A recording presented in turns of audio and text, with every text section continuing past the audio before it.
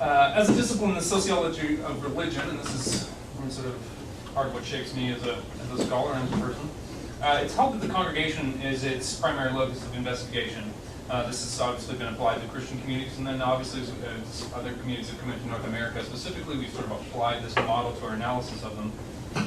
And this methodological theoretical focus is in no small part due to sort of the founding fathers of sociology. So you have Weber asserting that congregational experience is a means by which religious fervor could transfer into, quote, everyday life, end quote. And you notice especially the diversity that congregations had, even in his own time.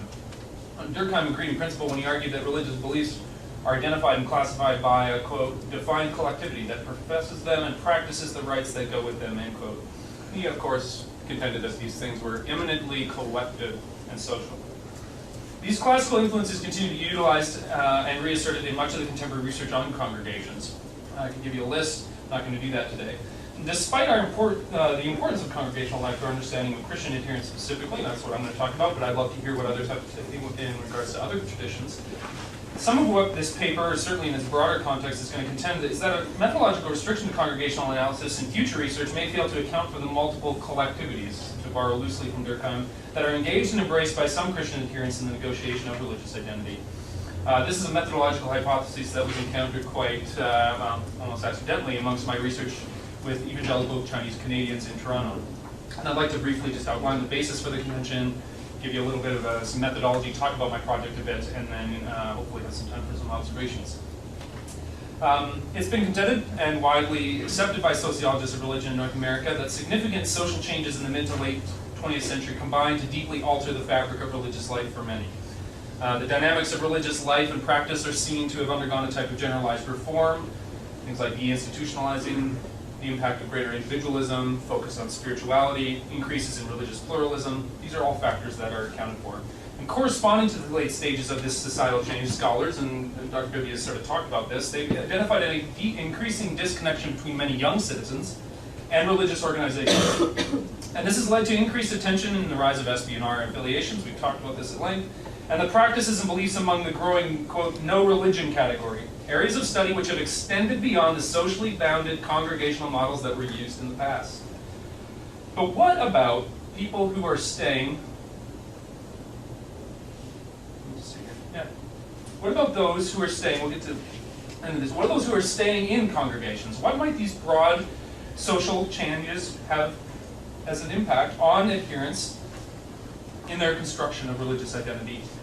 In a time when institutional affinity wanes and personal religious identities are increasingly marked by therapeutic and individualistic pursuits, again, this is sort of the basis by which I want to assert or sort of humbly suggest that we shift away from research models that are congregationally exclusive. The impetus for this becomes all the more urgent when we consider the workshops focused on youth. There's a growing body of evidence that points to the fact that, quote, the lives of young people today have changed almost beyond recognition compared to half a century ago. This is Arnett and Tanner. And these are theorists who talk about this idea we were talking earlier of emerging adulthood.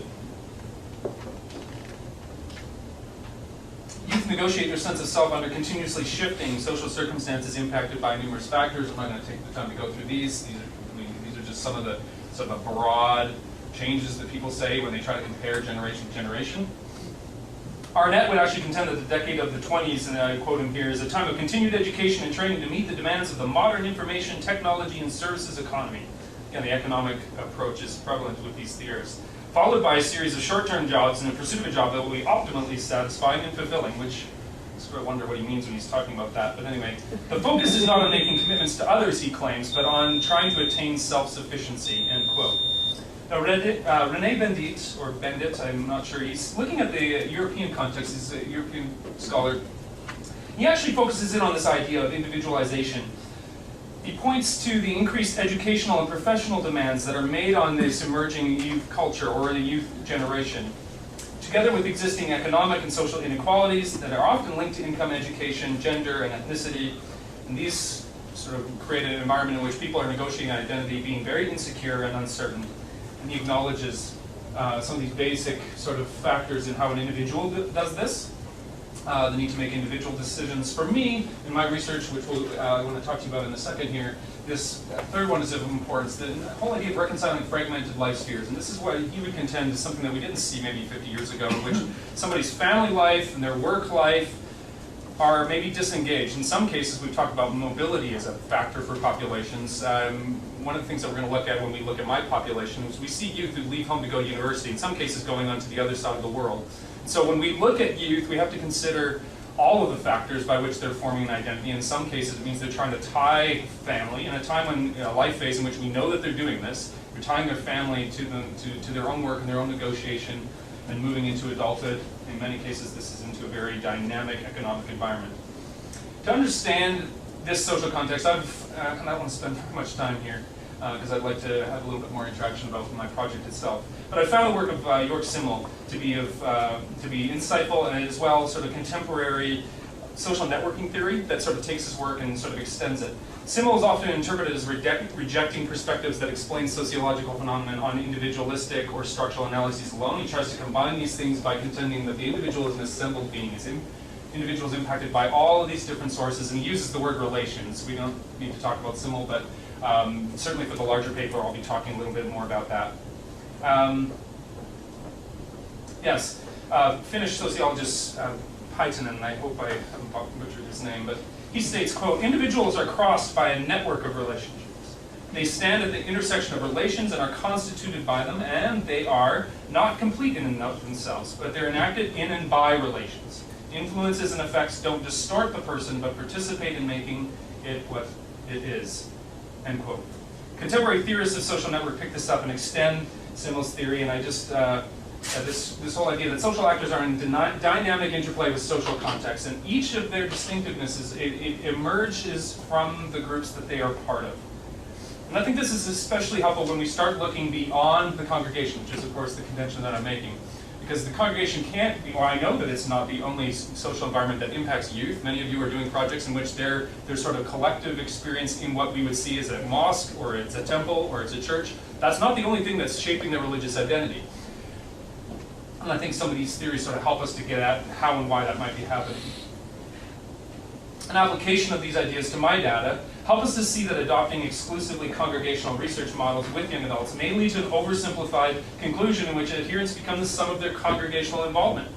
And this simplification neglects to consider the many and varied relations or connections, borrowing from Simmel and other theorists, that 21st century young adults use in the forming of their identity. Just a word a little bit, I want to move now to a discussion of my project. What are we at for the time? You've got, summary?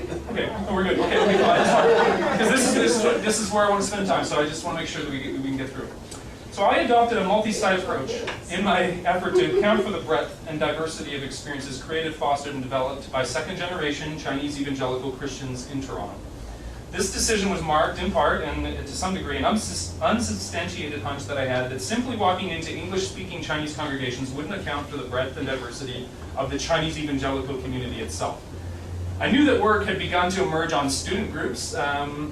Think of specifically of Rebecca Kim's book that looks at student groups amongst Koreans in the United States. I think Paul Brominut's book looks at the InterVarsity group at McMaster.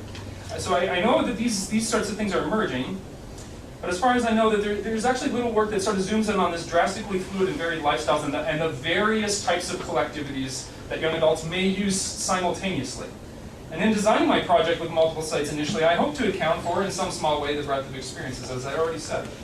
What I encountered, quite serendipitously, was an array of networks and relationships that stretched from site to site, providing significant undergirding for many of the participants in my project. I saw my projects initially as a series of mini case studies that would, with ease and brevity, I was hoping, allow me to compare and contrast the means by which identity formation was happening. And what I actually found and unearthed was a much larger and considerably more difficult and embedded social environment. And I want to focus specifically on one of the sites that I conducted fieldwork at and make a case for how it illustrates the value in moving beyond the congregation. And if time allows, I'm going to actually, I want to frame one of my question groupings and some of the results that I got from that. Again, sort of description, you can ask me about this later. Again, my age grouping bracket moved from 18 to 35. 55 in-depth interviews, again, trying to have about the same number in each site. And then I also interviewed several key informants, including some second-generation Chinese Canadians who were in their 60s, which was a lot of fun. The Chinese Christian Fellowship. This is one of the 4 sites that I had. Chinese Christian Fellowship at the University of Toronto is a student-led and organized student group that's been in operation for actually more than 50 years. It operates as one of 19 such student groups on Ontario campuses, of which 15 use English as their only language. The groups organize under the umbrella of a broader student ministry called Ambassadors for Christ, or as it's called by everybody, it's just called AFC. This is a ministry that was started by a former missionary to China, and it aimed at reaching out to the increasing number of international students that were coming to Canada in the 1960s and 70s. And what was once an outreach to international students has now become the umbrella organization working in consort with local GTA Chinese congregations to operate several events that draw in excess of 1,500 Chinese Canadian youth and young adults annually, in addition to providing varying levels of oversight to the fellowships that are aligned with it. AFC plays an integral role in the broader evangelical subculture maintained by the Chinese congregations there, though it remains somewhat independent of congregational control or influence. Its broader social impact creates a type of social pathway so that by attending events put on by the AFC, and there are several of these, we can talk about them, junior and senior high school students, they attend these events. When they emerge from senior high, many of them go into university with a knowledge of and social connections to the Chinese Christian fellowships operating on the campus that they are intending to go. Consequently, many of them enter the rigors of adulthood and the aforementioned challenges, I had them on that list, that they're going to face during that particular life stage by joining an extra congregational group, one that quickly surpasses the congregation as the primary locus of their religious activity, which many participants asserted for me, even if they just told me where they spent their time, which is an interesting component. One of the things university student groups help us to acknowledge is that congregational absence and apathy, or perceived congregational absence and apathy, may not correspond with religious inactivity, but perhaps the opposite. Because had I been doing a study in many of these people's churches, had I gone to their church and seen them on Sunday, because many of them return to their suburban churches on Sunday, I would have accounted for them quantitatively, but I wouldn't have understood the factors of social change currently going on in their lives. And yeah, it would have been minimal. So each fellowship actually forms in its initial stages at an AFC event called Frosh Connection. At this event, incoming freshmen to various Ontario schools gather for a night of ritual worship and brief orientation to their looming university life. In fact, many of them are just sent by their parents. But the most vital part of the evening comes when the large group divides into smaller campus-based groups, in which people will meet the leaders for the upcoming year, and there's some sort of awkward social interactions and icebreakers. And it's at this event that I met several members of the fellowship and actually met the leader there.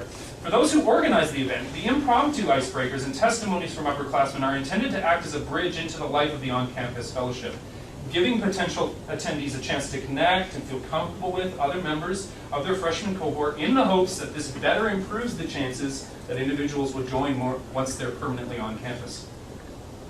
Once the fall term starts, the fellowship kickstarts its schedule. So this is, I just took it off the website a couple days ago. You see the announcement for the upcoming meeting tonight. I've blotted out the people's names that are on the site, but what you'll see here is that the fellowship has stuff going on every day of the week, and in fact, every day of the week you can go and meet with somebody who's part of the leadership team in the office hours. And people do this, they go and just sit in the office. This includes, you see the events for incoming students, and the fellowship actually launches with a huge event in the fall. For much of the year, the fellowship provides its members with opportunities on a daily basis. My field work, I went to as many of these things as I could. I was restricted, some of them were restricted to U of T students, so some of the sports ministry I couldn't get into the gym because I wasn't a U of T student. But I went to as many of the Friday night groups as I could. I attended the men's meeting, which is men's and women's joint. That's interesting, I didn't see that. I also participated in some of they did a combined event with World Vision, sort of looking at child slavery and these types of things. We can talk about that if you'd like. So let me just, as we're finishing up here, I want to talk about some of the ways that we see social change and religious adaptation in this specifically extra-congregational environment. How does this involvement in this particular environment impact them at this critical sort of young adult phase? Yeah. So one of the first things I sort of observed on a broad level was this notion of generational autonomy. For many of the students, their participation with the fellowship is part of their initial attempts as young adults to negotiate their sense of self apart from their families. All of the group's ritual practice